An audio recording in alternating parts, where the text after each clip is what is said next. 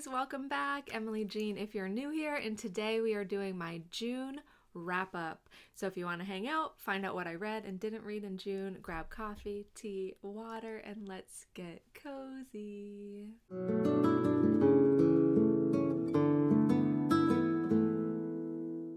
I'm looking in the camera and I'm like, I need something right here. Something bookish, something fun, maybe an excuse to buy a new tin poster, a new bookish print, but something's gotta go up here.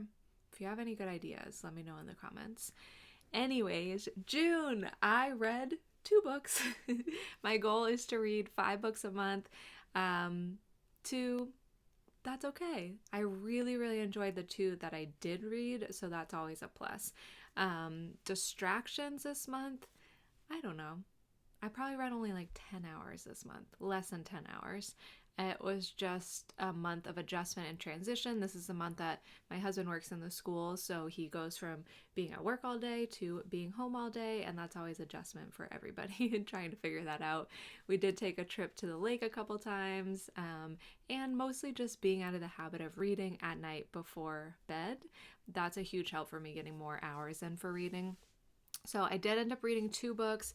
Originally, my TBR was to read Dreams of Gods and Monsters, The Daughter of Smoke and Bone, the 3rd one in that series, The Daughter of the Siren Queen, which is the sequel to Daughter of the Pirate King, Priory of the Orange Tree, Sky in the Deep, and The Darkness Outside Us. And what I actually read was Sky in the Deep and Darkness Outside Us. I did start Priory of the Orange Tree. At the end of June, I was on chapter 7 out of 76. And I also started listening to Prodigal Summer by Barbara Kingsolver, which is has been one of my favorite books for a really long time. So I wanted to reread that. And at the end of June, I was on chapter 4 out of 20. So I started 2 additional books. But what I finished was Sky in the Deep and The Darkness Outside Us. I did put the other 2 back in my TBR jars. I didn't DNF them because I didn't even start them.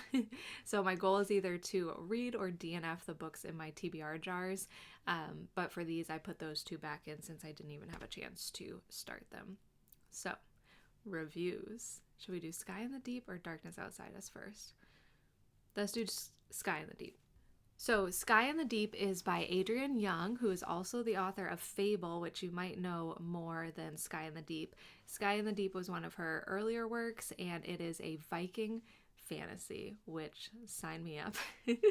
So Sky in the Deep is about 2 Viking clans who have like a blood feud generations long that fight each other once a year. They come together and just fight. And so Elin is our main character, and in one of the Viking fights, she sees her brother fighting for the other clan. Her brother, who supposedly died, that she saw die many years ago, 4 years ago maybe. And so there's the mystery of it, and she goes to find her brother, and then she gets taken by the other clan. And she lives with her brother in this other clan, but as their dirge? I forget what the word is that they use in the book, but basically like a slave. And so she's stripped of her honor in her mind. And it's about her processing that. And overall, the book is very violent. There is lots of violence depicted. There is lots of brutality depicted. There was one scene where there could have been implied SA, and Adrienne Young did not go there, which I really appreciated. I was like clenching, like, please don't let this happen in this book. I'm just not prepared for it. And it didn't, which I actually really enjoyed. And I think that's appropriate because it's booked as a YA novel. So I did appreciate that. I really enjoyed the characters. They had a lot of grit. They had a lot of perseverance, a lot of like open-heartedness, which I really enjoyed seeing. I thought it brought up a lot of really good questions about honor and generational feuds, like why we continue to carry on these generational judgments, generational trauma. I don't know if that's the right word, but generational things that we stick to, ideas and beliefs, and like why do we continue to carry that on, and at what point do we question if it needs to carry on, and if we can make changes with that. There is a romance in this, and it's not a fast burn. It's a very slow burn romance, which I really enjoyed as well. You like pick up little teeny hints that it may go in this direction, but it's so subtle, just like the way I feel like it would potentially happen in real life. And I really enjoyed the way that that romance played out. So that was really nice as well. The only complaint I have is that the ending did feel a bit rushed. It was so well paced. And then the last chapters happened and it was like, whoa, what's going on? Where are we? It was well written. I enjoyed it, but it just felt a little bit fast paced. But all being said and done, I did end up giving this 4 stars. On my CAWPILE, I gave it 8 for characters, 8 for atmosphere, 8 for writing, 9 for intrigue, 8 for logic, 9 for enjoyment, which rounded out to 8.43, which is 4 stars. So as a result of really enjoying this, I decided to pick up Fable for my free read this month, and I'm enjoying that a lot so far too. I think Adrienne Young is somebody who I'm hopefully going to continue to enjoy the writing. There's a second in the Sky and the Deep series, which I already have from the library. There's a second in the Fable series, and I think she has some other books out there too. So I'm very happy to have found a new author who I definitely want to check out more of. That is Sky and the Deep by Adrienne Young.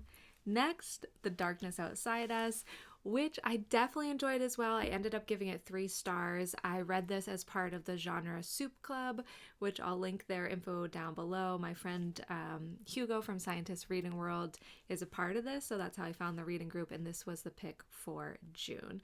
It's sci-fi, which immediately hooked me in.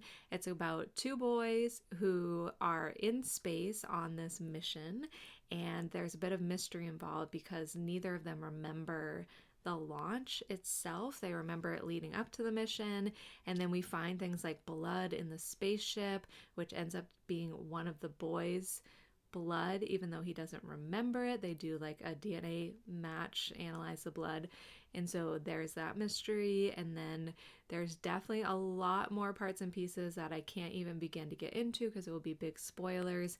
But it was a very enjoyable read. The AI of the ship is a bit questionable. They're not sure if they can trust it or not, so there's that whole fun element of it as well.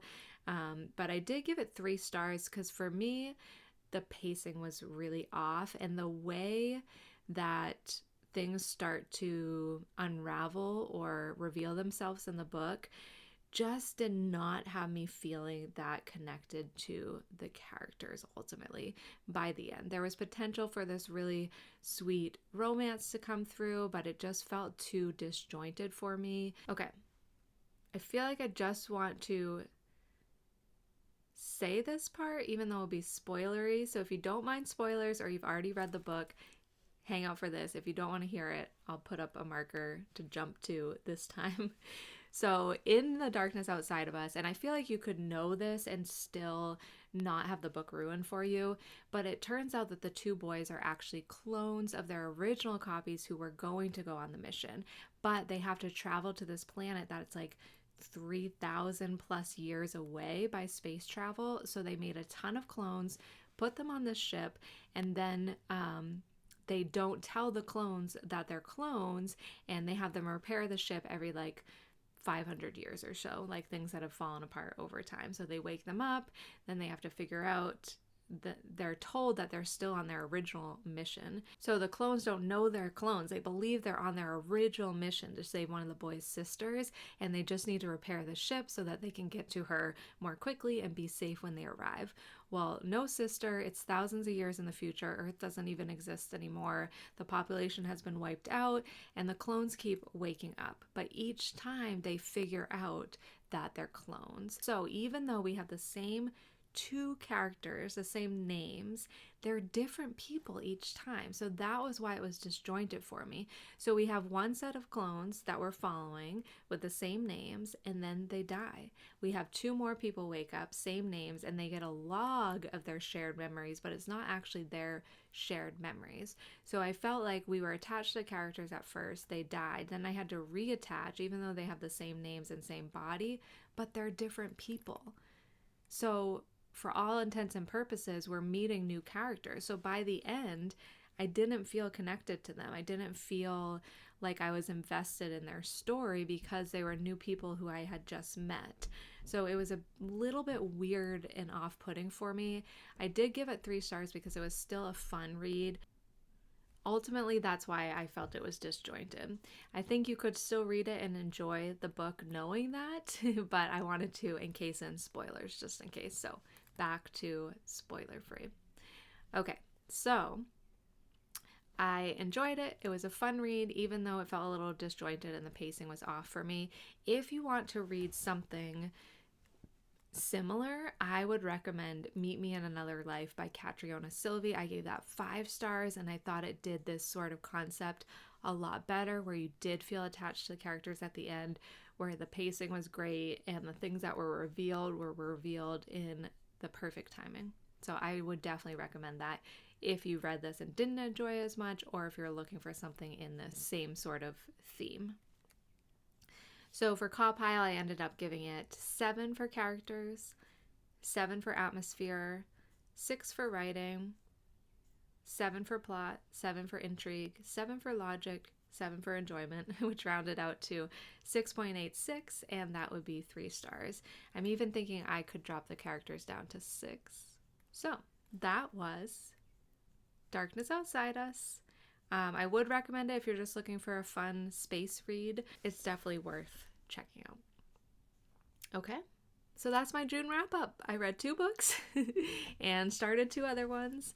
And I'm really excited for July because I'm already sticking more to that reading an hour in bed before I go to sleep.